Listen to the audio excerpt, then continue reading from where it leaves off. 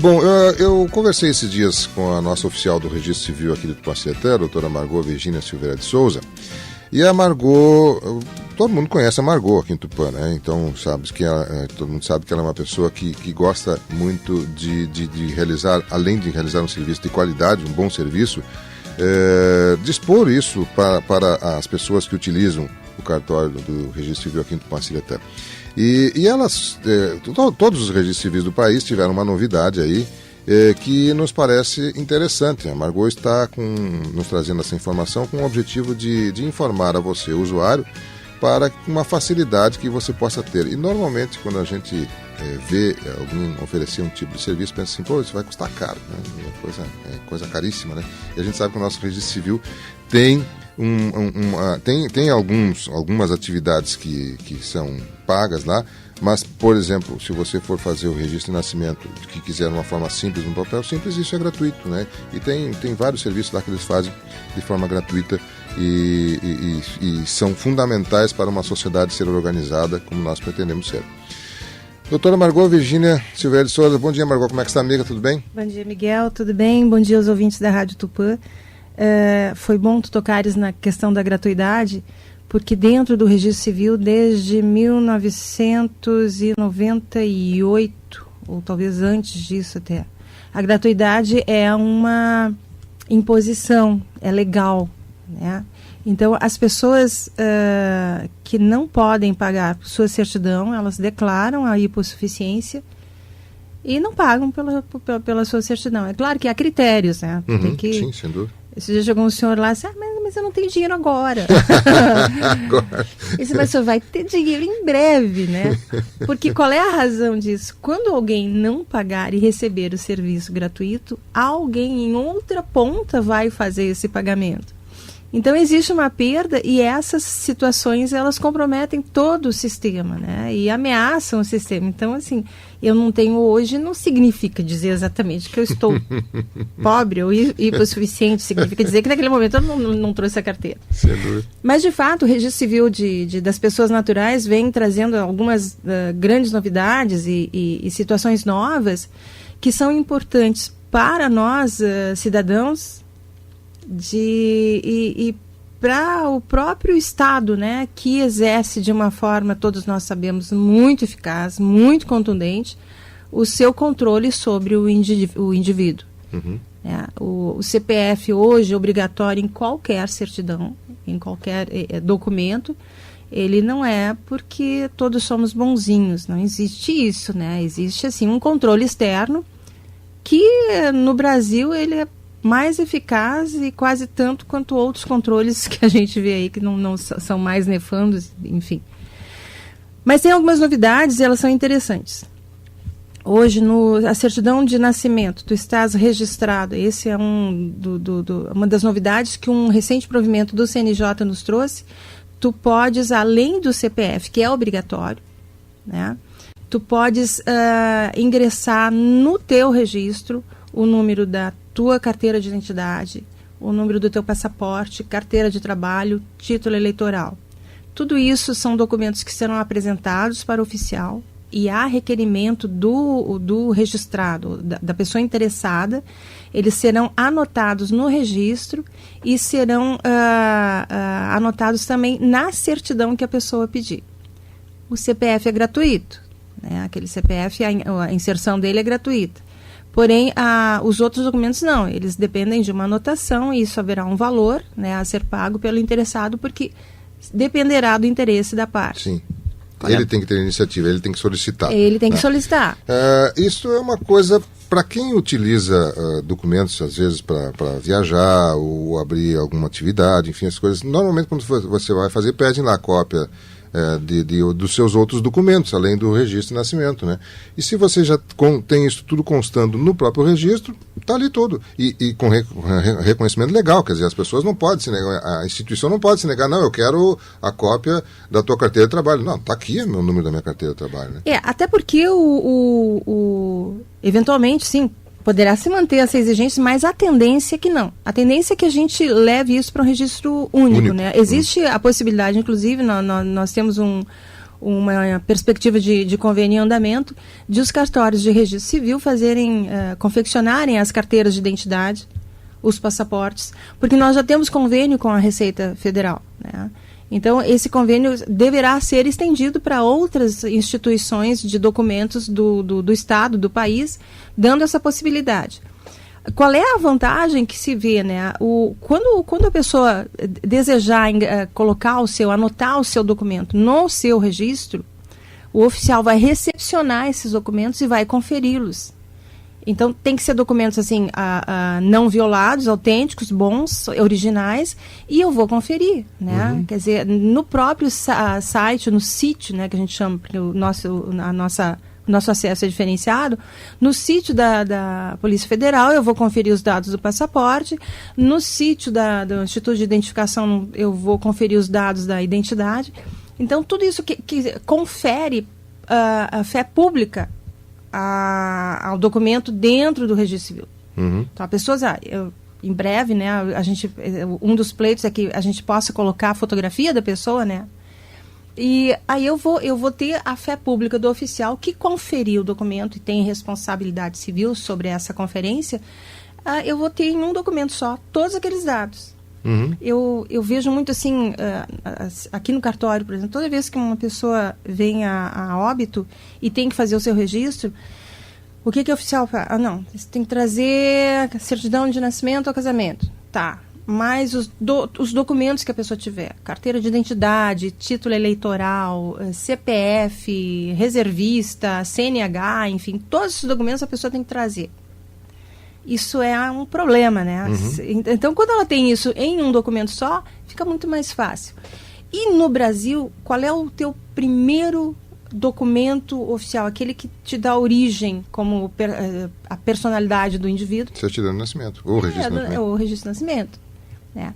Então, é ali que os dados estão corretos. O que a gente vê muito é que eram feitos registros e emitidas certidões incorretas. Aí a pessoa vai lá no Instituto de Identificação, muitas vezes, em épocas passadas, a quem atendia não conferia assim, a exatidão dos documentos. Então, isso criava um problema. Tu vai ver, teu registro de nascimento ou casamento é um e o teu documento é outro. Uhum. Então, acho que essa convergência para um registro só, ela é muito importante, ela não é limitadora e ela facilita a vida do cidadão, que é o que nos preocupa, né, em âmbito assim, de instituição, registro civil de pessoas naturais. Eu tenho tido reuniões quase que semanais em Porto Alegre, no tribunal, nas entidades de classe, para ver a melhor forma de se processar isso dentro dos registros civis, né? Então a ideia é essa, vai nos dar mais trabalho, mas isso vai melhorar assim, a qualidade documental, né, do cidadão. Bom, vale salientar que não é obrigatório, é uma opção da pessoa. É uma opção. Não há necessidade de ninguém sair correndo e lá mudar o seu registro hoje, enfim, quando achar conveniente. E é claro que os novos que for fazendo, vocês vão disponibilizar o serviço. Isso está à disposição. Hoje em dia a pessoa que vai registrar o seu filho, ela já sai com CPF. Uhum. Esse é gratuito. Uhum. Né? Então, nós temos a Central de Registro Civil Nacional agora. Tupanciretã, assim como todas as cidades do estado do Rio Grande do Sul, estão conectadas com a Central Nacional.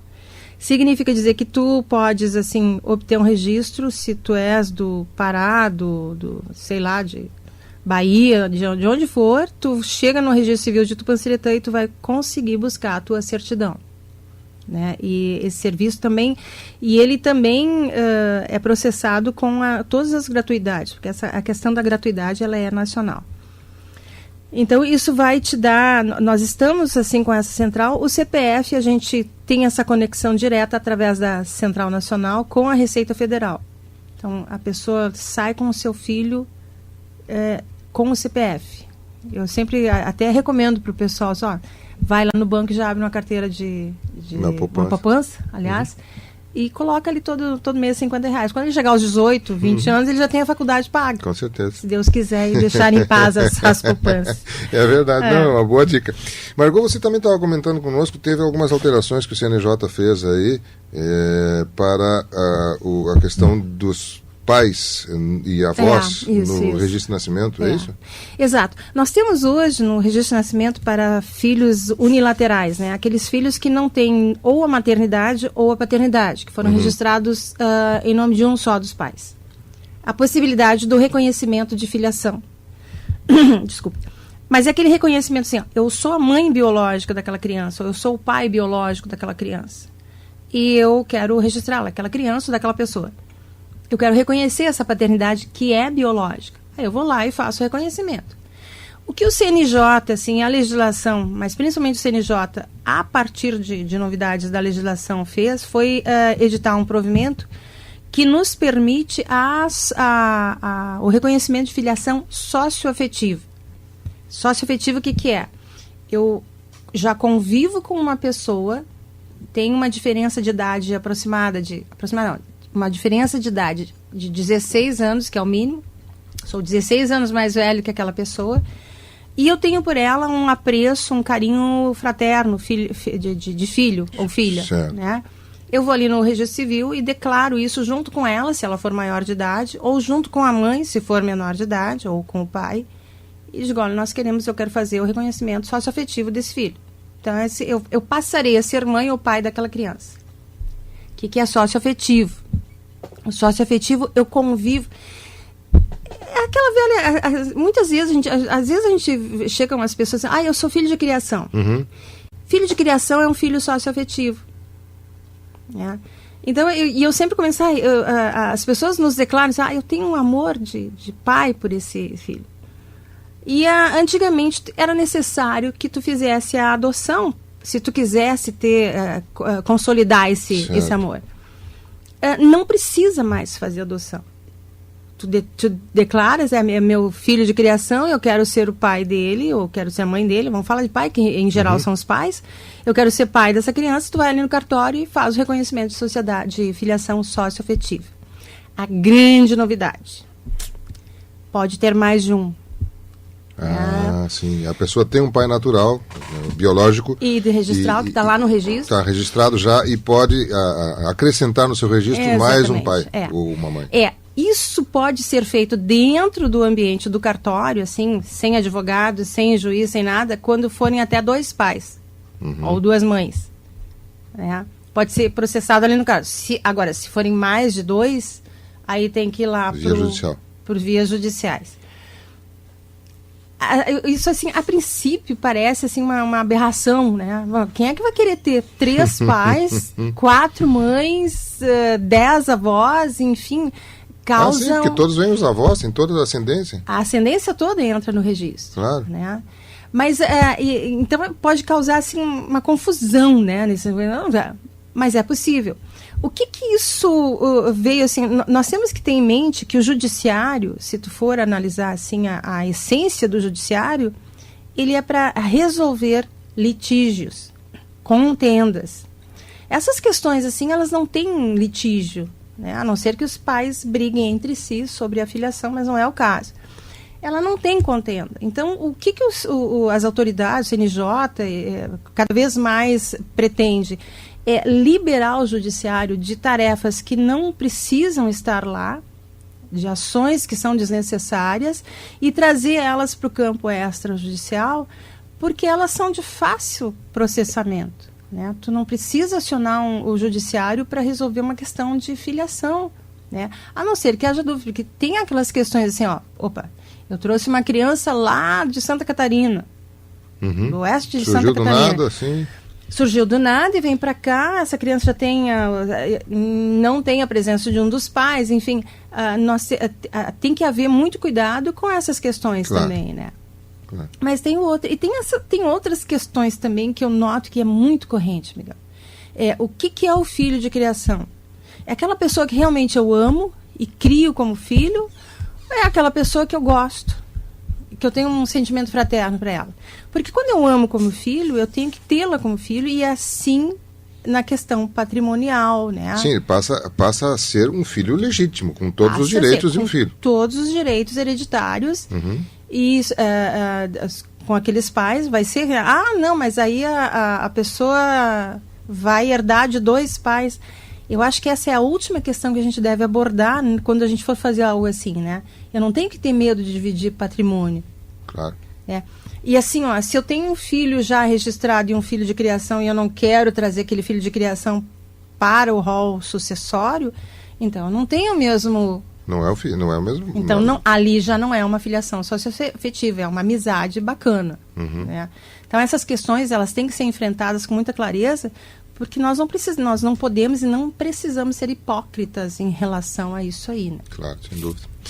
Margot, quero novamente agradecer a sua presença aqui e é claro que esperamos que essas informações que você trouxe aí facilitem ainda mais a vida das pessoas, que o objetivo é esse, né? A gente sabe que nós temos uma certa dificuldade no Brasil com o excesso de documentação e essas questões, e nesse sentido a informação que a Margot trouxe é uma coisa que é um caminho que está se tomando para facilitar a nossa vida, né? Não precisa estar carregando 300 documentos para comprovar que você existe, que você é o fulano de tal e que mora em tal lugar, enfim, essas coisas todas.